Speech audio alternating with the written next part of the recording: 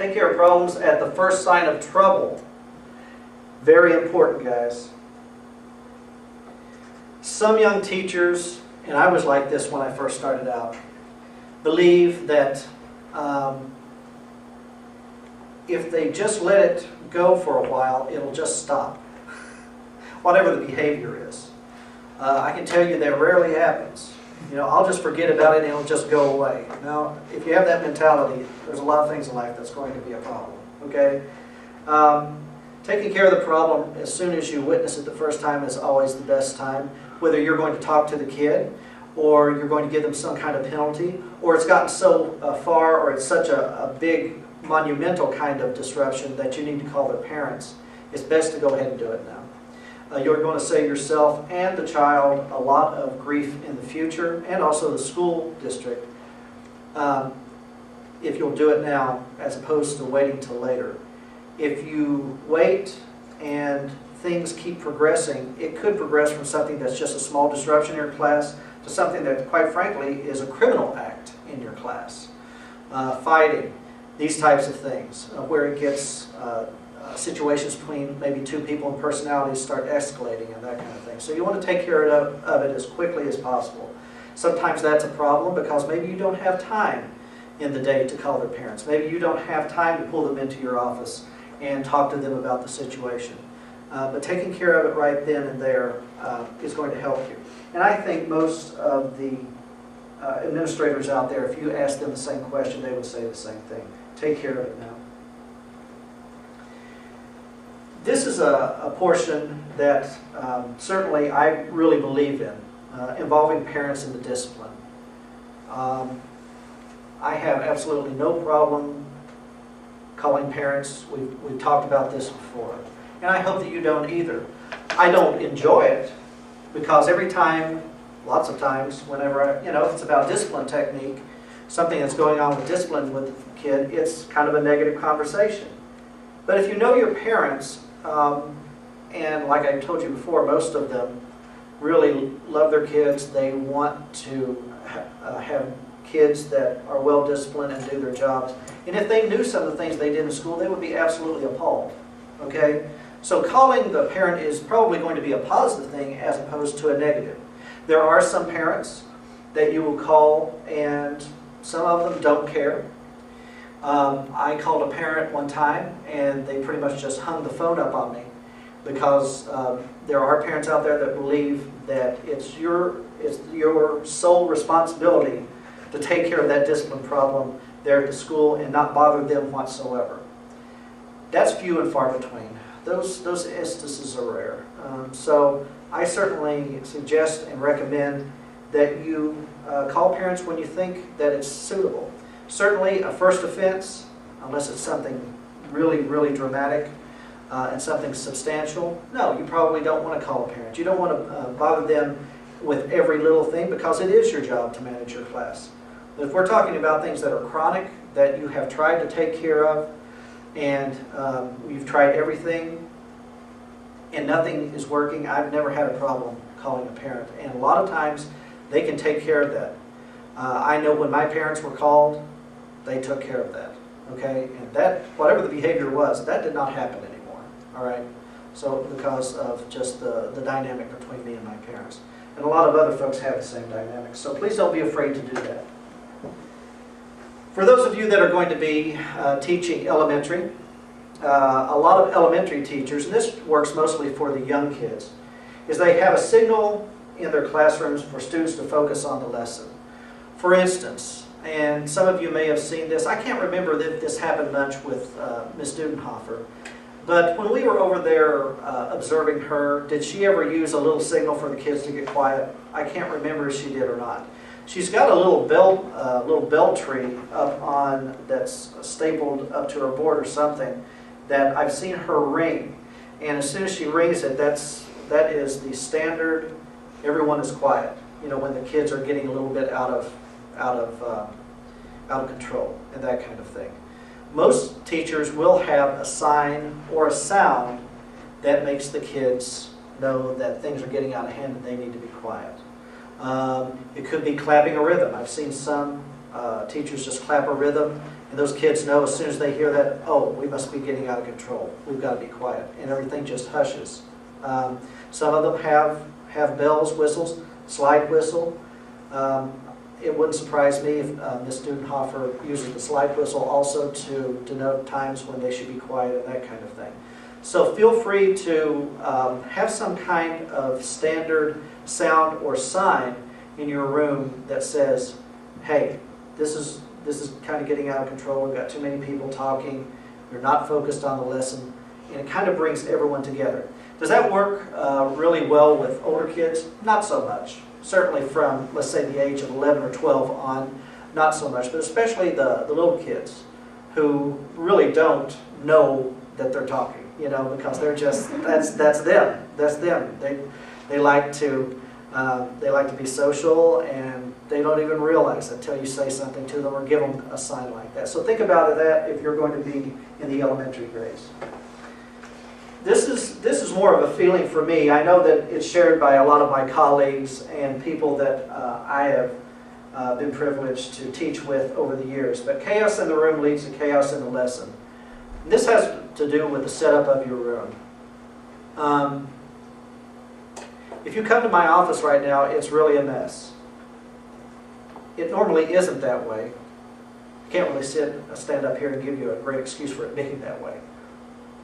But by and large, when I taught school, especially public school, my band room, it was mostly band room, although I taught other classes, was pretty straight and orderly. And I think that a lot of that had to do with some of the places that I taught. I taught in some, quite frankly, some communities that weren't very straight and orderly. Okay?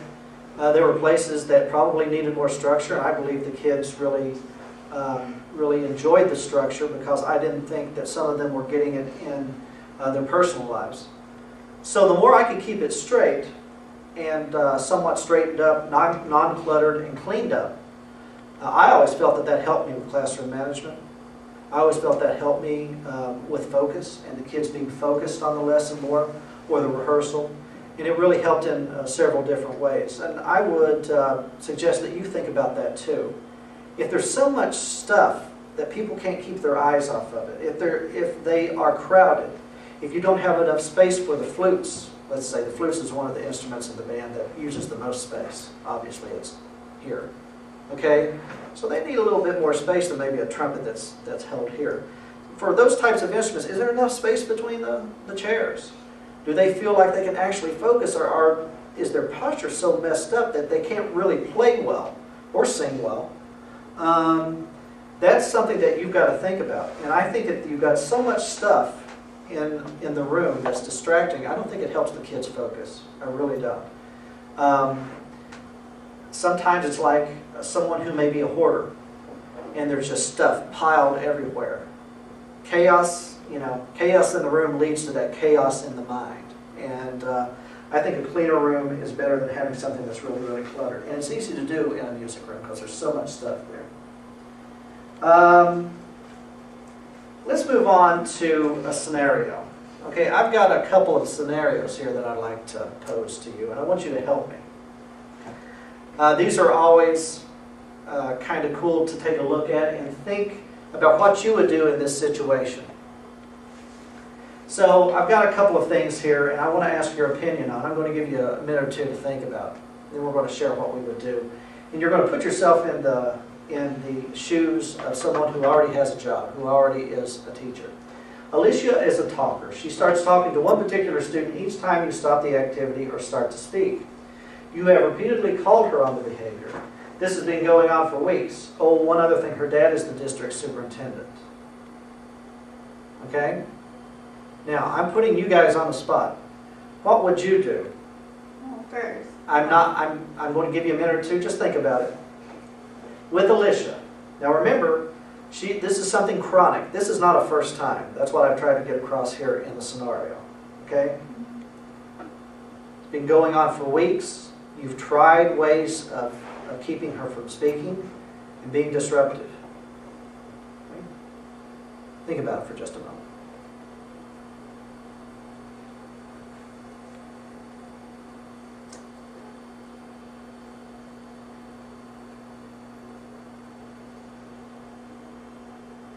You could put this in a context of a classroom situation where she's a young child and she's in an elementary situation, or maybe even more prominently, since I'm talking about every time that you stop and are speaking, and a lot of times that's the rehearsal person who is trying to make corrections and then take the same 16 bars or whatever the case is. So whichever context you would like to think of.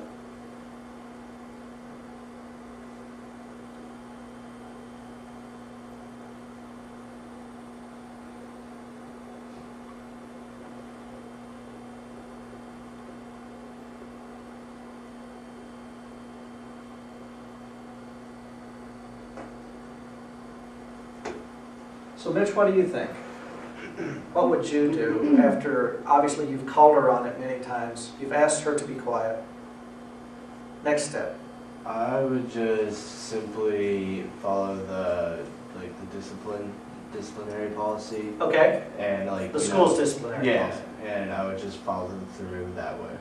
Okay. Just try and keep it as simple as possible. All right. Sierra. Well, I would treat her as I would treat every other student. First, I would definitely move her seat because why is she talking to? Let's talk about that. Move her. Physically move her. Describe what you mean by that. Let's put it in an elementary context. What would you do in that context? I was just like the teacher we observed. She moved right off the bat. She saw that this little girl was talking to the girl next to her, so she just moved her to a different seat. Or in that case, a different spot on the floor. Just say, come sit here and this is your seat from now on. Like, just do it as nice as you can, and if it keeps going on, then just follow the discipline chart or call her parents, just like you would call any other student. Doesn't matter if it's the district superintendent's daughter. Yeah, good. Very good. Every student is equal and every student should be treated Very good. Let's say we're in band or orchestra. And she is talking to someone next to her. May or may not be her same instrument. So can you still move her? Yeah, I can still move her. Okay, good. How could you move her?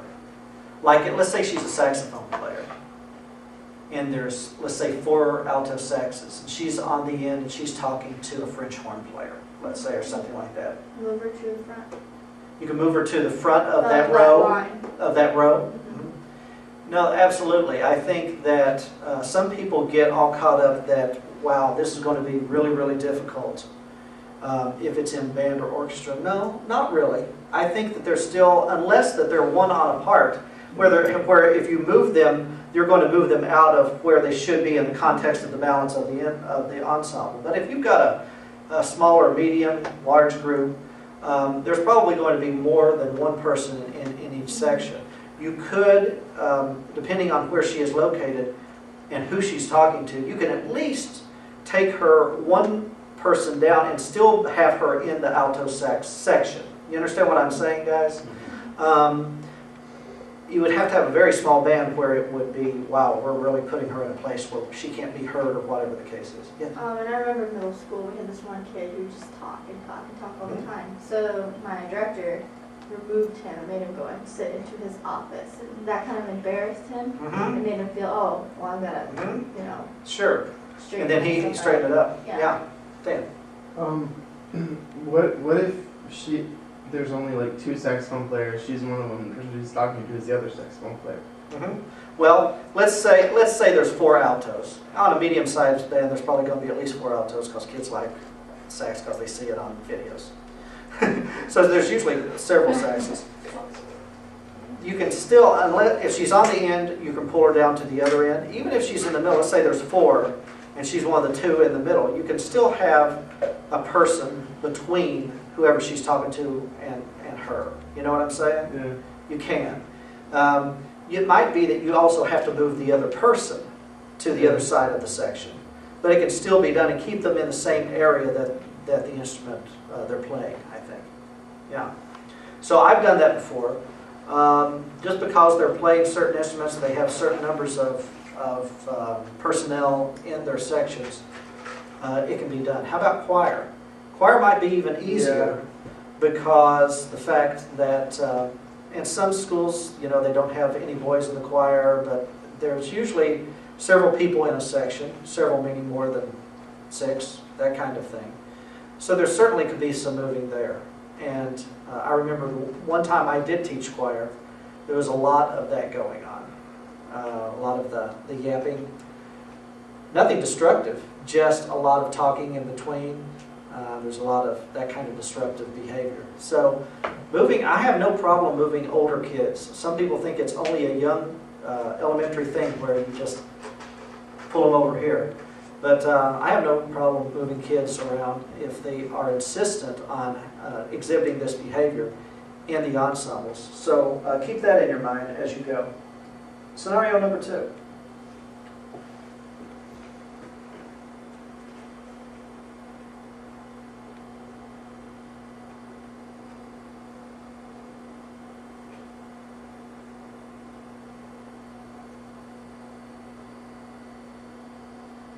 Okay. Jeremy exhibits anger issues in class. He is continually hitting other students and bullying them into submission. Bullying is a big thing right now. It wasn't years ago. There's a lot of attention on it now. You think it might be appropriate to send him to the principal's office, but are hesitant because you don't want the principal to think less of you as a classroom manager. This is really geared to someone who's the first 2 or 3 years in. Okay? Keep thinking. Let me give you just a few minutes, or a couple seconds here. Okay?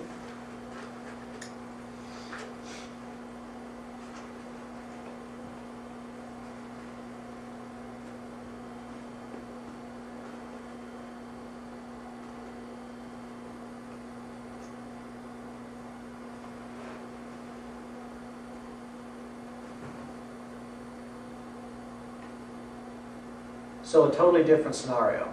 The first scenario was something that was disruptive, but not as significant as something like this, I would venture to say. All right, so Mariana, you had your hand up. What would be your response? I just think that, like, hitting is, like, that's just something, like, beyond... The normal disruption. Yeah, I wouldn't Good. feel weird about sending a kid to the office for that. Yeah. You would feel weird about not sending them, or Yeah. about not Yeah. sending them to the I office. just Okay. feel like, yeah. How about you, sir? In my opinion, once bullying is involved, you would get in more trouble for not reporting it. So I think you just gotta send them, even if it's just verbal. You just gotta get them out of there. Good. Somebody else's opinion. Anybody? Especially because this is happening continually, like, I don't think, no, he should definitely go to the principal's office. Someone else? Because now it's like him hitting and bullying is putting other students at risk, and it's inhibiting like their learning probably. So that like sending them would be very disrespectful. Yeah, beyond learning, it's actually prohibiting their good health. Yeah. All depending on what is really going on there, yes. I feel like if you send them to the principal's office and the principal notifies the parents, you can actually help the kid who's actually has the anger issues and maybe get him counseling or something to help them calm them down. So you'll be helping kind of both ends. Yeah, I think that as time goes on and our society progresses and develops, as we get get more into the 21st century, I think that there's going to be more and more kids with anger issues. We certainly have already seen them in our schools, unfortunately, that have really went over the top in terms of the school shootings and this kind of thing. And maybe if some of those kids would have been, some of their traits would have been identified earlier, maybe something like that would have happened. Certainly this is a red flag, and I'm glad to see that everyone that raised their hand was really thinking in those terms. This is a red flag. This is much more than someone that's just talking to someone. And you're absolutely right. When you've got someone that is abusing anyone, whether it's physical, emotional, verbal in your classroom, you have, just like with the scenario before, you have a responsibility to take care of that. You really have a responsibility to take care of something like this. This is something that is detrimental to the health of the students. This is not just somebody that's disrupting you from saying what you want verbally. This is someone that is abusing another person's child, abusing another student in the classroom. One of you said, hey, you'd probably get in more trouble if you didn't take them to the principal's office. The question is, does this particular issue warrant administration knowing about it? Yes. Yes. And like you guys, of course I'm the one that wrote this, but as I was writing, I'm like, yeah, they're going to the principal's office. There's no doubt about it. They're going to the principal's office. And if the principal wants to do something official and document it down there and leave it up to me to figure out the penalty, because I'm sure I would probably have something about that in my handbook, in the band handbook, let's say, that's fine. But let's just say that the administration is going to know about this child. It must be documented. Because what happens if it's not documented and, like I was talking about before, it escalates? And something really horrible happens either in the school or outside the school. It doesn't matter. And you knew something about it. The people, everyone that witnessed it knew something about it, but it never got to the administration. It's bad all around. And it's a horrible thought to think that you could have prevented something. There are laws that you have to uphold as a teacher. And this is the type of thing that is very important to make sure that the proper authorities know. I wouldn't even go just to the guidance counselor. I think guidance counselors should know it too. They're counselors. Maybe they would be referred to a counselor in the school. All school districts now have staff of counselors. They have to. But the principal should be able to make that call. So I'm very glad to hear